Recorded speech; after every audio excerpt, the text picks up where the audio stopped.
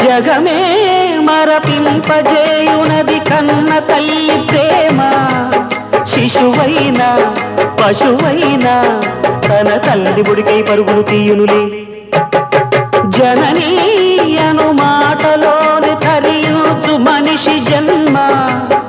ఇలనైనా కలనైనా ఆ అమ్మ రుణమే ఎన్నడు తీరదులే. ప్రాణం నా ధ్యానం మా అమ్మ కోసమని, ఉన్న బ్రతికున్న మా అమ్మే లోకమని. బ్రహ్మైనా అమ్మంటే చాలు మొక్కుతాడురా, ప్రాణంగా చూసేది ఆ పాశమేరా.